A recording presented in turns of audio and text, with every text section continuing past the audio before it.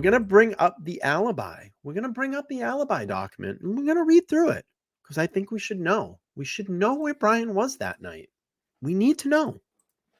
He was just out driving around. Just driving around. That's all he was doing. He's driving. You get up. Come on. You guys know it. 2 in the morning. Gotta go drive. Just going for a drive. Just driving around. That's all we're doing. Just driving. All right. Let's get into it. Comes now. Bryan C. Kohberger, by and through his attorney of record, Ann C. Taylor, public defender, hereby objects to the state motion to compel motive of defense or alibi, or alternatively, a bar certain evidence. He's just out minding his business. Jessica knows. Jessica knows he's just out driving around. You know, those late night drives. No particular where to go. You know, wasn't there a song that said that? With no particular place to go. Help me out. Just out driving around with no particular place to go. Do I have those lyrics right? Come on. You can help me out. Maybe we'll sing tonight. Harley's liking it. What is that? Oops, I swore. 10 minutes. Is it 10 minutes in? No, about 8 minutes. What is that song? Driving along in my automobile. With no particular place to go. Right? Driving in circles. You guys all know. Yeah, he really did like driving around in that area, didn't he? I'm going to get more into that. Driving, yeah, Chuck Berry. That's it. Driving along in my automobile, right? With no particular place to go. I wish I could play the song, but I can't because I would get nailed. All right, Idaho Code 19-151.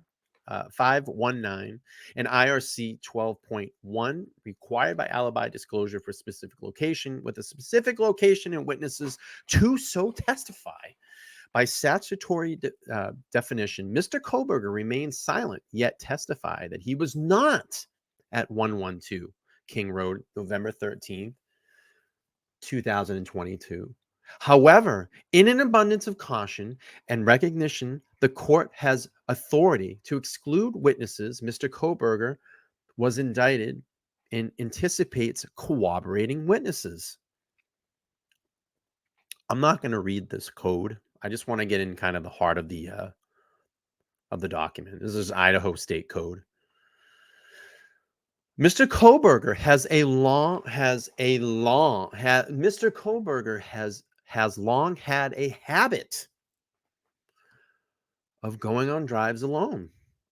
Often, he would go for drives at night. He did so late on November 12th and into November 13th, 2022.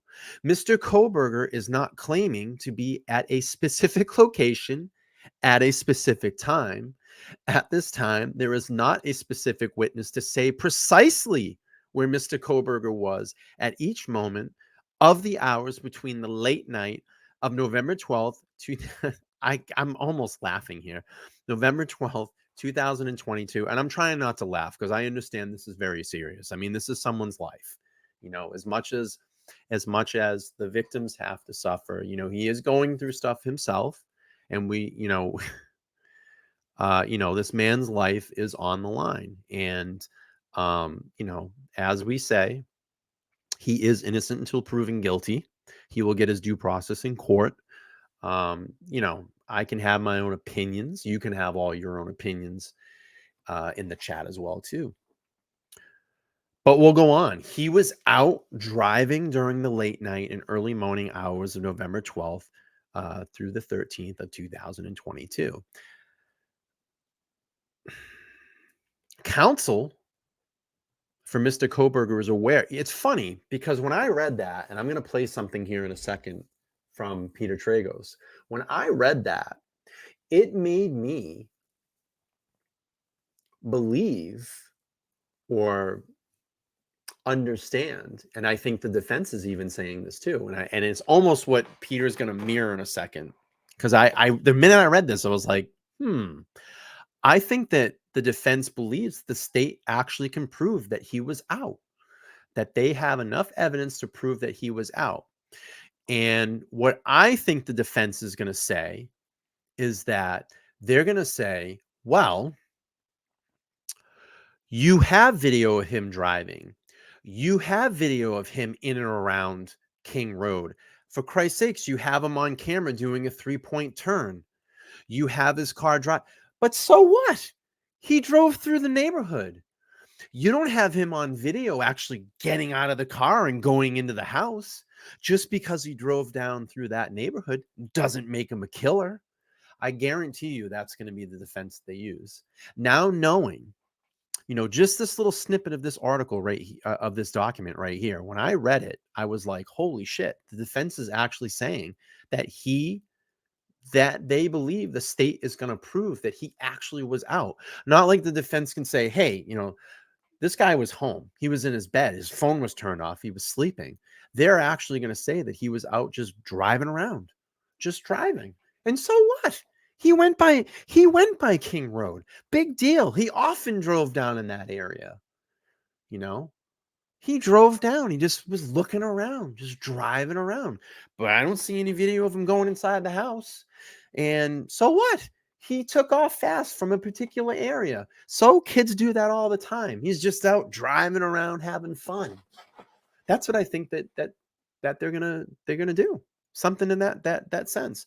Counsel for Mr. Kohberger is aware that case law broadens the definition of alibi with the statutory requirements of a specific location to more broadly include disclosure of information that tends to state the person claiming alibi was at in a place where other locations of an offense. Mr. Kohberger has complied to that extent at this time.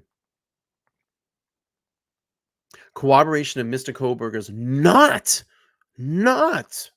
being at 112 King may be brought out through cross-examining of state witnesses. And again, this is where they're going to get those witnesses on the stand, poke holes in their stories, try to beat them down, try to make them scared. Was it a 6'3" man? I don't know. Maybe. I mean, it could have been a 10-foot, a 5'10" guy. Okay. Well, look, jury, my client is 6'3" or whatever he is, 6 foot. They're saying that the guy was 5'8" and 5'10". They didn't get a clear look at his face, et cetera, et cetera. At this time, Mr. Kohberger cannot be specific about the possible witnesses and exactly what they will say. The defense has been hampered by the state's own choices. The state chose a secret grand jury rather than planned preliminary hearing.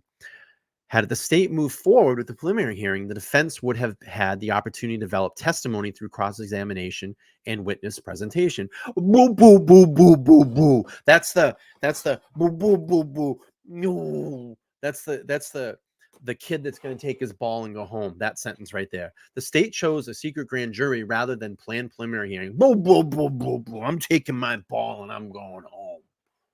That's what it is. That's what that sentence is. Because she's pissed because she didn't get the preliminary hearing. Instead, the defense has only received on July 22nd, 2023, a copy of the testimony the state chose to elicit.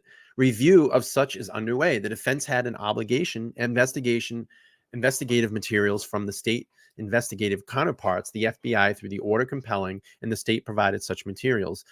The state has draft disclosures 2 weeks ago, and sufficiency of these disclosures is currently being analyzed. Corroboration of Bryan Kohberger not being at 112 King may be brought out through expert witness presentation, and analysis is underway. The defense will be diligently working to analyze relevant discovery materials and conduct its own investigation. Notably, the defense has obtained a court order to receive relevant discovery materials. That delay hampers the defense investigation. The defense acknowledges a vast amount of discovery has been provided. Discovery is received on a nearly weekly basis. So keep that in mind too. There's always evidence on a weekly basis being turned in, mounting amounts of evidence. Now, evidence doesn't mean guilt, but I'm saying there's a hell of a lot of evidence in this case. The defense reviews and acts on discovery as quickly as possible, including making appropriate supplemental requests for discovery. The state's motion is an attempt to force the defense to open its work product files and let the state peek inside. The defense has stated all that can firmly be stated at this time.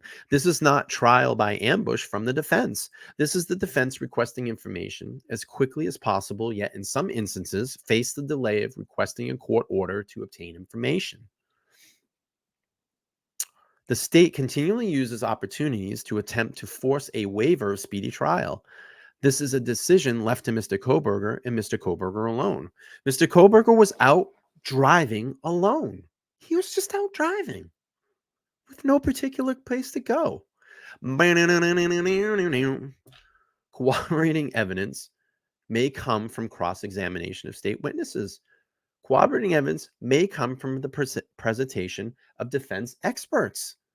Mr. Kohberger is aware and will comply with his continuing duty to disclosure information.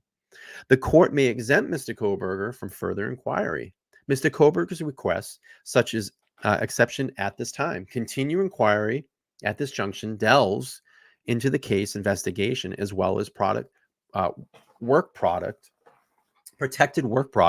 in support of exemption. Mr. Kohberger is prepared to provide further detail in a ex parte hearing with the court. And I hope I said that right. I might have. And that is from Ancy Taylor, public defender. As I keep getting deeper and I read more into these documents and, read them over and speculate on them, it's going to be a very ugly trial. Not in the sense of, like we know how ugly these murders were, of course, 4 lives were innocently taken. But it's just going to be a lot of mudslinging in this trial, I think, if and when it goes to trial.